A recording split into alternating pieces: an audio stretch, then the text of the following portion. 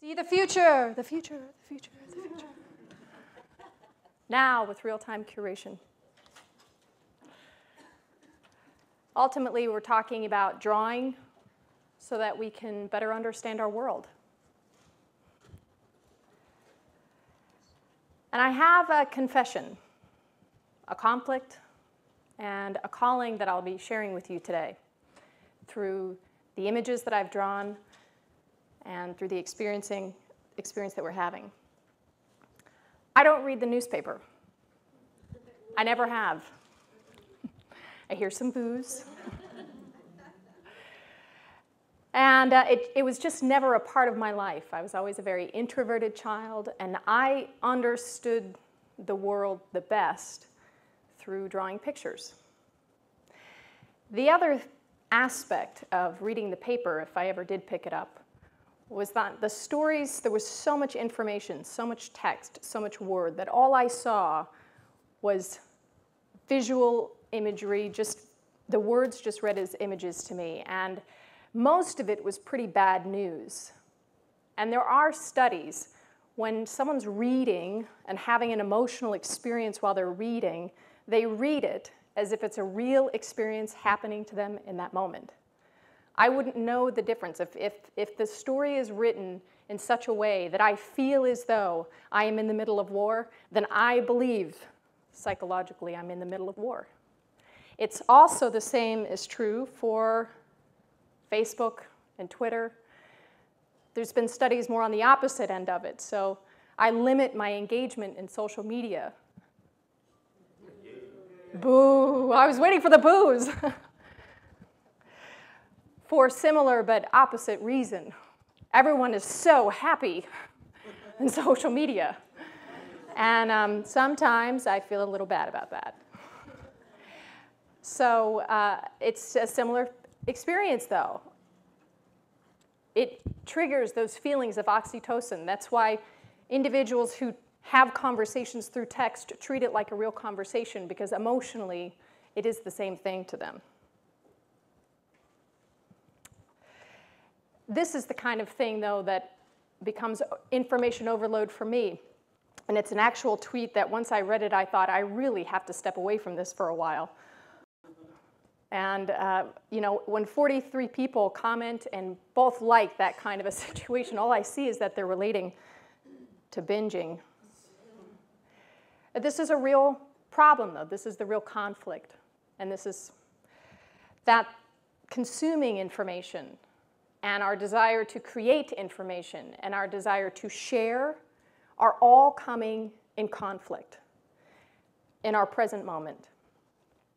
And part of this, and it's been discussed, we would be so lucky if it was just information overload, information doubling every 18 months like Moore's Law. Really, though, we're designing for the double-double, which is that information, just even today, how many times this information gets spread across the internet.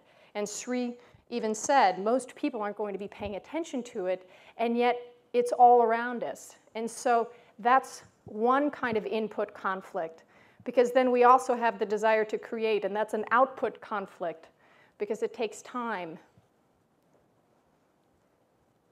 And we're searching for relevance. What is the most relevant? And we're searching for resonance, that feeling of connection. So the conflict is that of connection and that of agility. Because there's the story that we hear, the story that we create, and the story that we tell. Somewhere in there is meaning, and there is meaning and overlap in each of those. At the center of it, though, I believe is what we're looking for and what we're seeking. More than ever, thank you, Bert, for saying that everyone's a reporter. The individual matters now more than ever. And it doesn't mean that we're all journalists. It does mean that everyone is a storyteller. One of the issues, though, and one of the sad facts, is that we all kind of suck at storytelling. And this might be part of the reason. We're a little preoccupied with this daily life. And Nielsen did a study on how much time we spend online, and for the 40% that we spend online. We spend it on blogospheres, on the Twitter, on Facebook, and we communicate in hashtags and mashups and word combinations and abbreviations. We are creating and curating and engaging in our world that we're creating at all times. And to draw from the foundation of journalism, we have a responsibility to become translators and co-creative facilitators of this content. Ultimately, we're looking to become better storytellers. We become better storytellers by helping individuals tap into a connective memory, to become more curious, and to be able to share those ideas. And through that, maybe we can shape some meaning. I come here with an assumption today that we're all gathered because you wanted to meet people, you wanted to share some new ideas, and you wanted to learn something new. So I have a goal, which is to share one visual story with you today. That's what I'm doing. And then I have a hope. I have a wish. I hope for you that you will see yourself in that visual story and that you will share that visual story with others. So I challenge you to maybe shut the computer down and maybe stop tweeting for just a moment, and to get out a piece of paper and a pen and write what you hear and what you think about. Now, if that's just too challenging, then hashtag here, hashtag think about. Do that. Do whatever. I'll meet you where you are, because somewhere in the middle is going to be your story. Visual journalism is an actual field now, and it's simply put, it's image and word, strategically placed image and word. The shapes hold meaning without being meaning. And real-time curation, which is drawing, it's live drawing, and active listening. Listening is probably the most important job that I do, aside from drawing.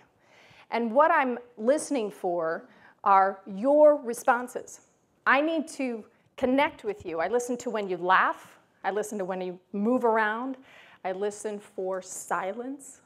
And sometimes you change breathing patterns. And it's all in a response to what the speaker is saying and the concepts that they're presenting to you. And at the end of the day, we have one long visual story. We are designed to draw. We are born with a compulsion to draw. And Rhoda Kellogg did research between the 40s and 60s in the United States and children's drawings around the world. She's looked at hundreds of thousands of children's drawing. And we all go through this graphic evolution. Some thought this was meaningless, and really what we discover is that this motor recognition is the way that we understand first our self in the world. And then it is how we understand space, and it's the precursor to writing. So for the first 8 years of our life, we're fairly active. And it's not just on paper. We use sticks and mud and all sorts of different objects. But after 8 years, there's some kind of a break, right, between the age 8 and now. You could say that this shift or this break in consciousness could have been called school, might be the education system. I'm not going to blame it on anything specific, because we all seem to go through this experience, myself included, even as a visual thinker. And this break occurs in the way that we perceptually organize the world. So we move from this organic, very experiential drawing to having to organize things in a way that do two things as adults, which you can relate to, have to do with our preoccupations, which could be our specialty in our actual occupation, and in our daily life. Now you can think about Twitter and Facebook, and if it's not filled with a tremendous amount of mundane daily preoccupations, I don't know what it is. Regardless, perceptual organization is the way we think and the way we organize and the way we decide, make decisions. And a lot of our perceptual organization today looks like this. So I don't know that school necessarily kills creativity like Sir Ken Robinson talks about. But I do think, even on a deeper level, that it does kill curiosity. It stops that first moment when we engage in the exploration process when we engage in inquiry.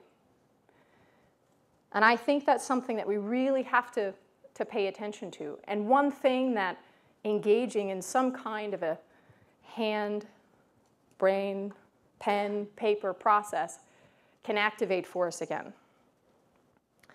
So visual perceptual organization provides all of these different things. Relationships, understanding relationships, spatial awareness, clusters, shapes, marks, patterns, similarities, colors, size. If we think about Storify, one of the examples that he had, someone was using their finger, right, on a tablet, which was a physical motion that was helping them understand the relationship that each of these stories had.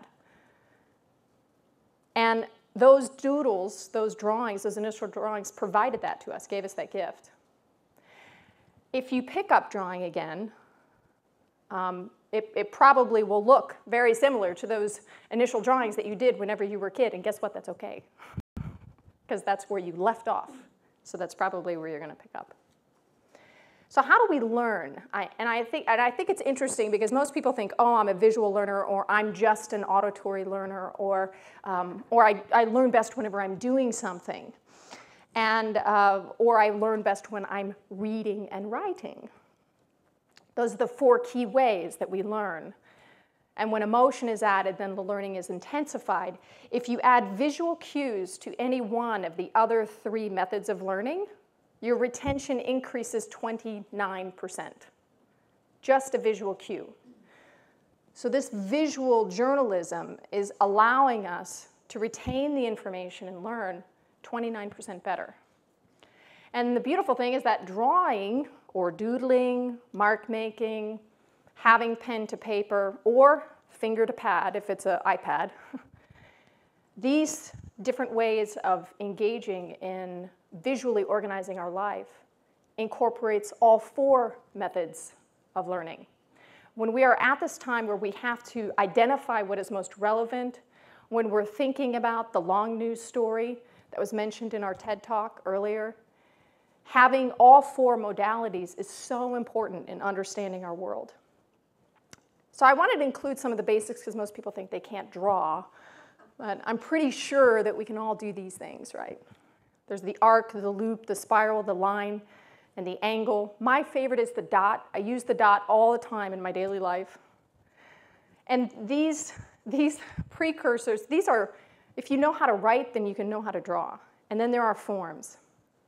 And I think you'll see in our visual literacy, you create your own visual language and how you work. And then there's connectors. Connectors are wonderful. Mind maps are an incredible gift.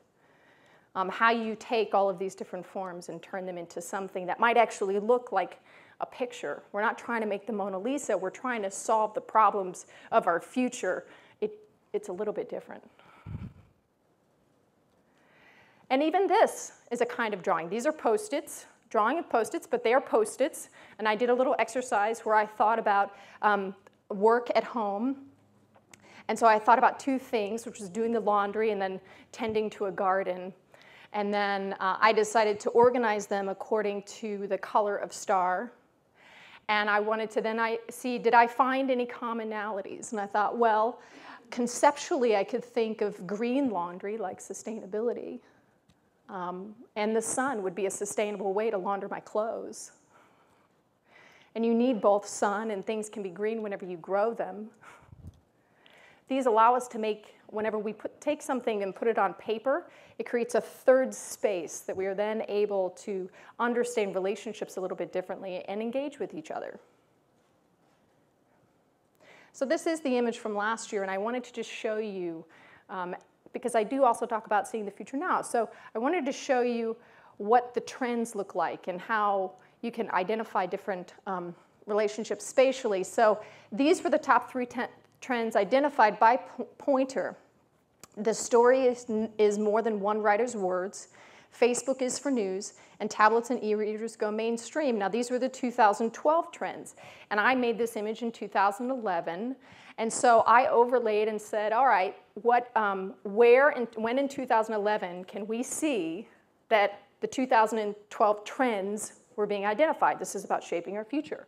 So there were 3 places that I found, 4 places for tablets, 2 places for the Facebook is for news, and 4 places for the story. So seeing the future now requires a few things. Number 1, inform yourself about what is happening out there in the world. How do we gather all of this information and make sense of it? And then identifying the trends through clustering and different kinds of relationship engagement, and then activate that change by either sharing it or making a decision as to what needs to happen. Wired magazine gifted me this last month with the 7 ways to spot the next big thing. And we could think about it that it's a way to separate the noise or the signals from the trends. And I'm not going to talk about all 7. I'm just going to talk about the ones that I think are most important. Number 1, spend time with time wasters. Most people think that doodling is a waste of time or drawing is a waste of time. They call it dilly-dallying or sauntering or strolling. These are, however, people who are out there doing things without being paid for it are user experimenters. They're doing this on their own dime and on their own time. And they are the curious.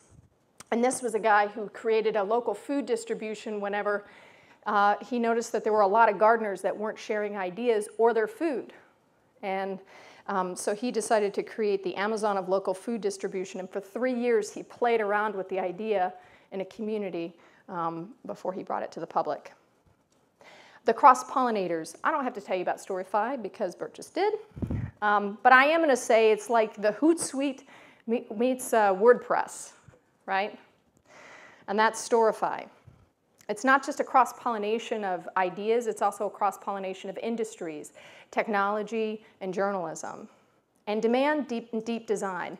The great thing that Apple did was not design the iPod. The great thing that Apple did was that they designed for people who don't read user manuals, right? That was the great insight.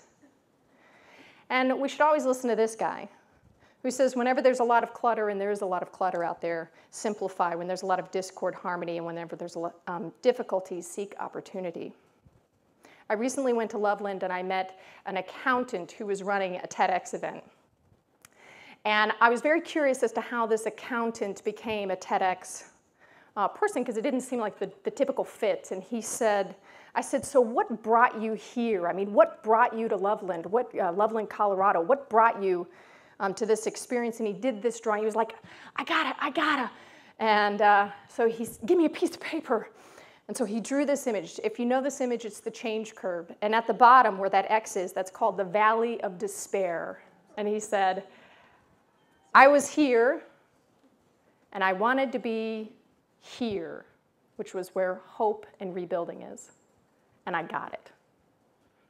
I understood that. I connected with that one-line drawing.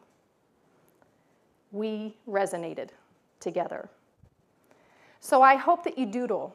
That is my hope for you. I hope that you doodle. I hope that you share. And I'll tell you what the future of journalism is. The future of journalism is you connecting the dots. Thanks.